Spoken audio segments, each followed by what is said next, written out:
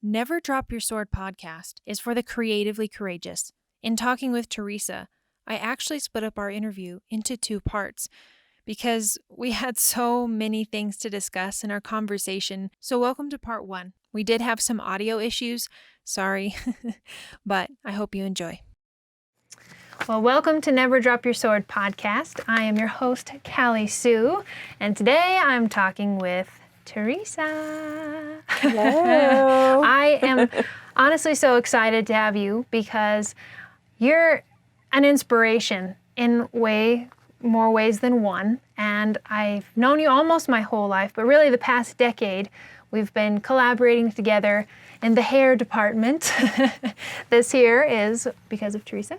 And many styles we've done over the years, cuts and colors, and I've really enjoyed co-creating with you. And you're a work of art. Your body is a work of art. Your hair is a work of art. Your heart is a work of art. Your soul is a work of art. Your shop is a work of art. And so I'm really excited about talking with you on where some of that comes from. So welcome. And so tell us, who are you? Where are you from? And what's your favorite thing about art? Thank you, Callie. It's such a joy to have you, interview me in this way. I sure appreciate it, and I think it's so beautiful, the fine things you say about me, and I feel the same way about you. Oh, now we're just complimenting each other. Yeah. So I just want to make that clear. Thank you. My name is Teresa Montez.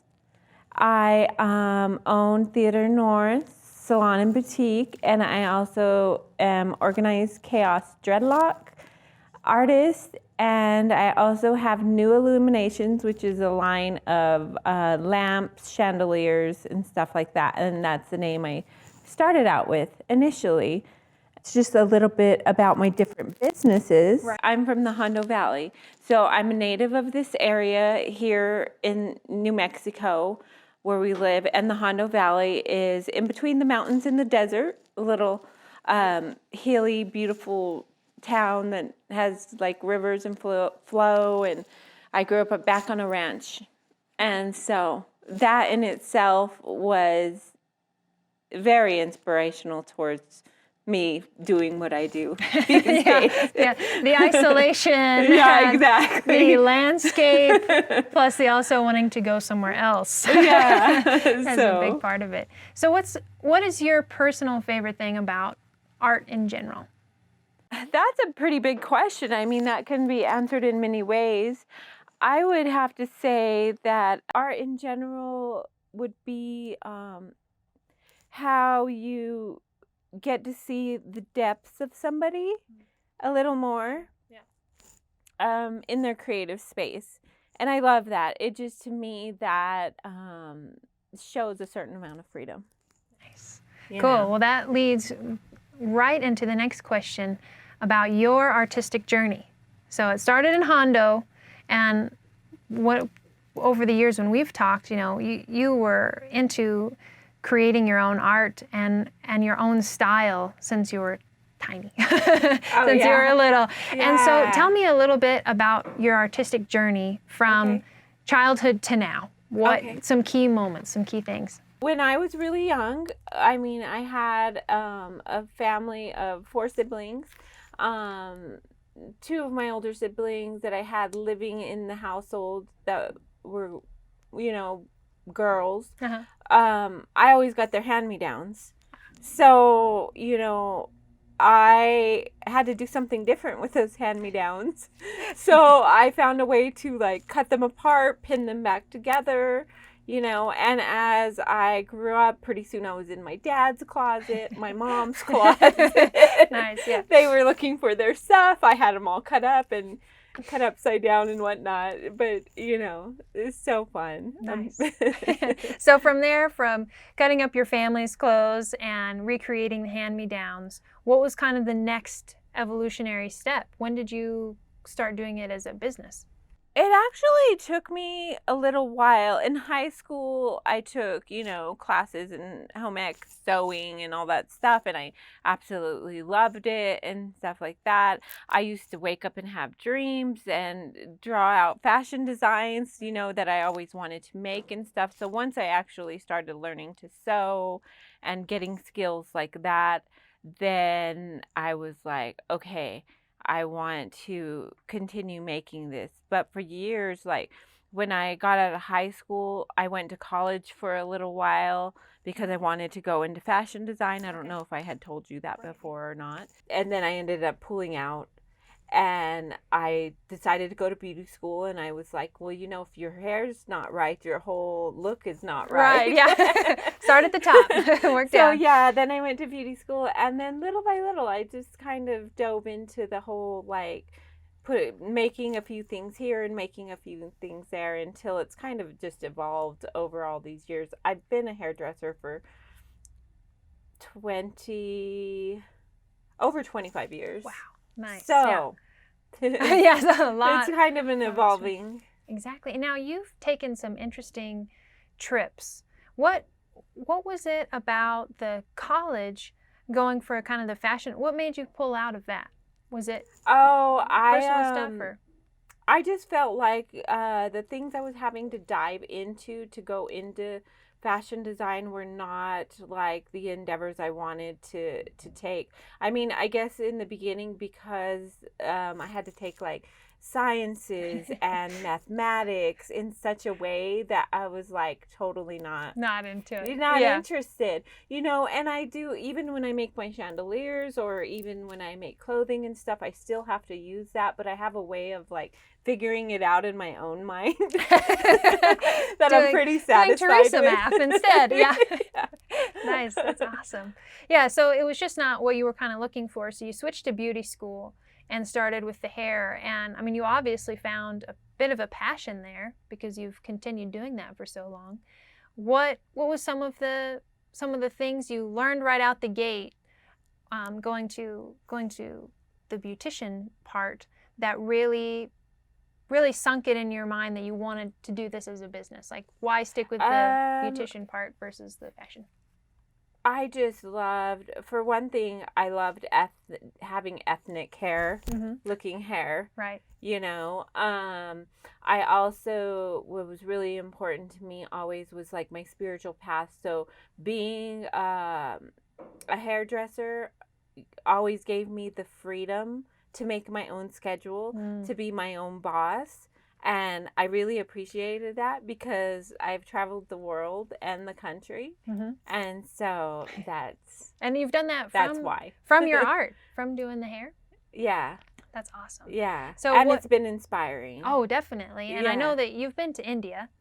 So what other places have you been to? Briefly kind of going over some of the countries is I've been to India, Indonesia, the Himalayas, Australia, Uluru where Ayers Rock is, different parts of Mexico, Cancun, Cozumel, and just stuff that's close to our state as well. Yeah. And of course, all over the United States. It's my spiritual path took me like a lot of places. I'm really grateful and stuff. I'm really happy to like not be moving so much these days. Right, yeah. you know. You're in a different place now. Well, you've got your shop and your salon. Yeah, I have to have a little more stability and grounded. Yeah, exactly.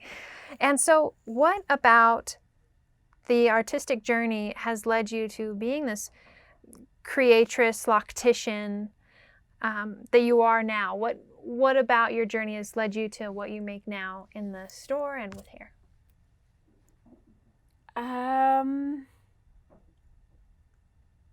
To where I am now, I would have to say, well, for one thing, like music, being able to set up at music venues and stuff like that. I mean, I love that. That's just another great creative endeavor that brings me joy, but also being able to bring other people joy and get them out of like their comfort zone by dressing them up in a head to toe stylized theater noir style, you know. Yeah, so you do that at festivals a lot, which is where people can find you much of the time, especially in the Southwest, is vending at festivals. And you set up an incredible tent with so much of the shop. And you let people try it on, and then you style them, which is really fun, which maybe you can style me later and we can show everybody all of your fun things. You know. So I would consider you an everyday lifestyle artist. Like, you didn't dress up for the podcast. This is you. This is Teresa.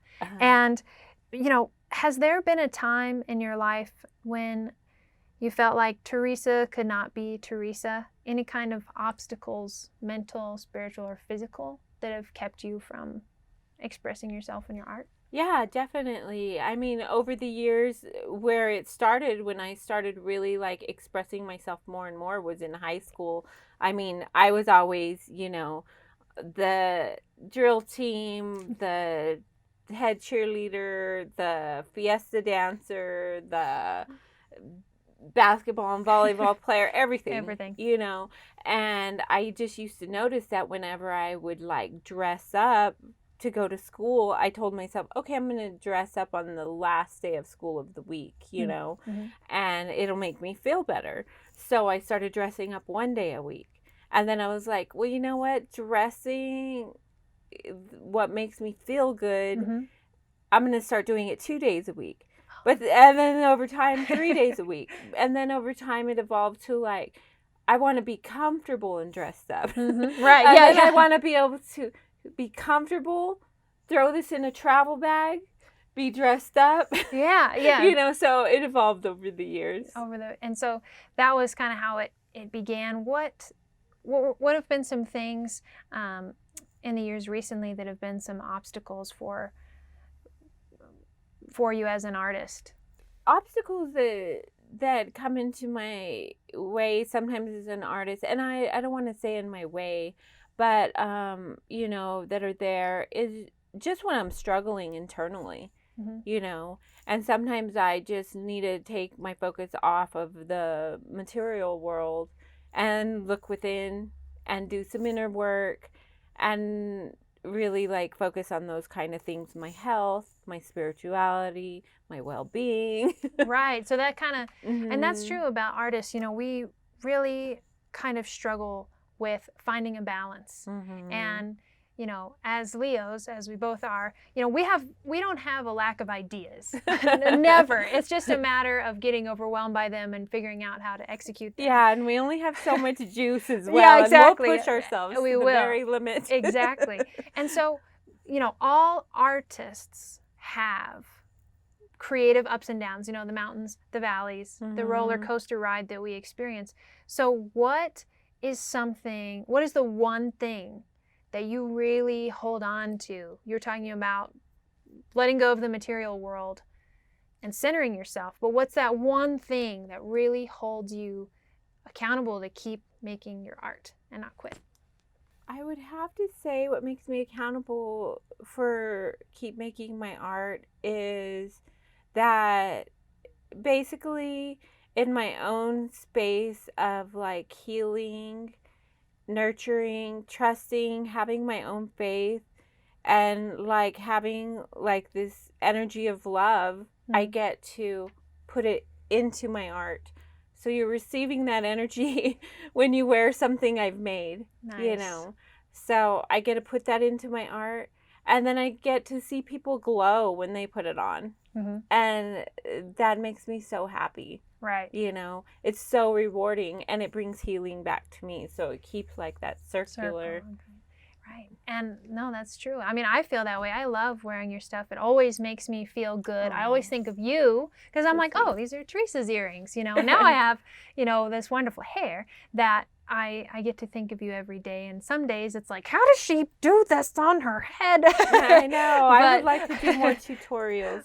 Yeah, definitely. That would be great. What you put into your art, people get out of it. Yeah. And so it's rewarding. It is rewarding. And in today's world, artists struggle because we see the material gain, the financial gain of just making copycat stuff that's working, that's selling, whether it's art, music, clothing, all of that. And we forget that each thing we make is from us. It's a piece of us. No matter if you're inspired by others or not. Oh, exactly. You know, I feel like even if somebody were to try to copycat, you know, that it's still going to be their own work in some way, shape, or form, especially when you're talking about like one of a kind type of items. Right. Yeah, exactly. You know? And I know that for myself, I get distracted by, oh, you know, is anybody gonna like this? Is anybody gonna want to hear this? Is anybody want to read this, watch? And I have to go back and be like, well, I want to hear it. I want to read it. I want to watch it. And I don't mean that I'm turning it into what I want, but more like I need this. And so by being obedient to my divine inspiration and following through and making that art, making that music, writing that book, making a podcast, that's me following through because with it that makes obedience. you happy because to it do makes it. me happy to do it, which if that's all I really need to hold on to. And if it can make somebody else happy, like you're saying, they can put on the clothes and then that can come back to you, or they can look at themselves in the mirror and be like, oh my gosh, I love my hair. It's, you know, it's reinvented me. So let's talk a little bit about your divine inspiration, because you and I have chatted about this a lot over the years and how incredible nature is, how we know that there is a God that is awesome and loving. But tell me about your personal relationship with your divine inspiration that brings about all of this. So, like I was saying, you know, or in the earlier question, that you know, I've always, like, as soon as I started out of high school, I was like, okay, I want to find the truth about what's going on in life. What, you know, it's this spiritual life that, like, I need so many answers to. Right. And so, I just promised myself that that was going to be like my path in this lifetime. You know, awesome. my spiritual life comes first. And so I'm lucky because I have the kind of lifestyle I have, because I became a hairdresser, because now I get to, you know, fashion and design my own clothing. Work and on your own schedule. Jewelry, work on my own schedule, do all kinds of stuff. So I'm super grateful for that. But I mean, all of that definitely takes upkeep. You know, you have to like be constantly upkeep on your own journey, your own spiritual journey, and what you need to do for yourself, how you can keep expanding, especially in this day and age where we're all just like feeling a really big shift. Yes. You know, it's a lot to digest, but I feel good about it. I feel like, you know, we can all help each other. We can all communicate better. We can be supportive of each other, even if we have things that we don't necessarily agree upon, you know. And so, I mean, that definitely affects my life, first and foremost. That pursuit of truth that you've wanted to put first. Yeah, and so. That's awesome. That's what I think, too, is that we should never settle for answers that we're given from the world and through other people when it comes to truth. I don't believe in like personal, like my truths, because then that means you're closing the door to hear what somebody else might share with you. Do you know what I mean? Because this world today, it started out as a good thing where I was like, yeah, I'm on my journey, on my path, pursuing truth. But we said, now, well, my truth says that I agree with this, or I believe this is the way. And it's like, well, wait a minute. That leaves you actually closed off. And unable to shift if needed. Exactly. And if and when needed. If and when. Because this life is like ever expanding. Yes. You know, and where we are as human beings, and what we are learning in this day and age right now is asking us to continuously do that. Right. And we all know it's not always easy, because some things are really challenging, like some things that are coming to the surface these days. Right. Yeah. You A lot know, yeah. so there's a lot of really challenging stuff like that, but it's okay. Just have inner trust and, Yeah. you know, faith. And I mean, we're such a miracle even being here. Exactly. I know. So, and we've forgotten about that and I think that we can sometimes forget that very fact that it is a miracle that we're here, that we are a wonder, because we can imitate life in a lot of ways. You know, we can create so many things. We ourselves are creators. And we forget that there is a much bigger pattern that we are woven into, that we're not in control of everything. We're just a small piece. And when we connect with other people, we link threads together that helps us see the wider tapestry. yes, You know, beautiful. but Yes. it's one of those things where you've really got to be, like you said, it's not easy. That's what people get disillusioned about. And I think creatives can get disillusioned about it too, that a spiritual journey, because in my opinion, I think it's very hard to be a creative person, an artiste, without having some kind of spiritual inspiration or guidance or even grounding.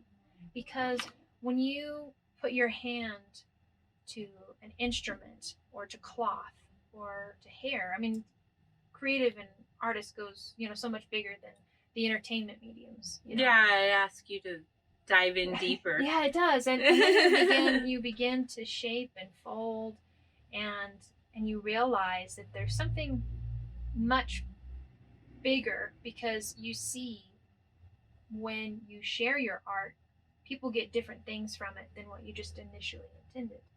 So it definitely connects us spiritually. I think any kind of creative art. Well said. Well, I have a lot of time to think about this by myself.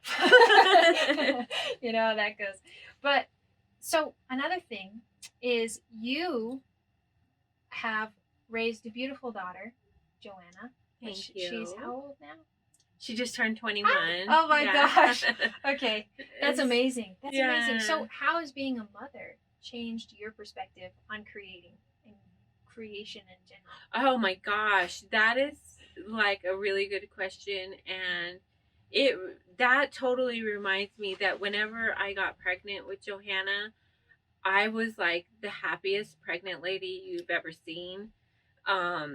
And people were like, other people were like, how can you be so happy? Like, being pregnant, you're heavy, you're blah, blah, blah, you're, you know, you're nauseous, but to me, it was like the seed of creation was planted in me. And inside that seed of creation, the whole universe was stirring and making a planet, you know? Like, that's how I felt inside of me. And that was like so miraculous. And I just felt like it was just like exuded from me. So whenever she came into physical being, I was like, wow. Such a miracle. And so that's how I've always seen her. And when she was small, and I used to just see her as that miracle that, you know, just came from source, created a universe that made like a planet, and then it came through me like a portal, you know, then I was like, I told myself when she was young and I could see her that way, that I was like, Spirit, please help me to keep this vision in this way with my daughter, you know. And so as in anybody that you love closely, you can hope that that love connection will give you an understanding of your love connection with everybody else, humanity, you know, and let it expand. That's beautiful. That's super cool. That was only part one of the incredible interview that I had with Teresa, loctician, seamstress, creatress, just an overall incredible human being. And I think what she had to say about motherhood and creativity is so beautiful and poetic, and honestly kind of changed my mind. That wasn't the answer I was expecting with that question, and just brought a lot of perspective to the conversation. So I hope that you enjoyed it. Please let me know in the comments if you did enjoy this podcast, if you agree with Teresa. If you do not, like, share, and subscribe. I do have part 2 coming out, and I upload every Wednesday. So come back. Stay courageous.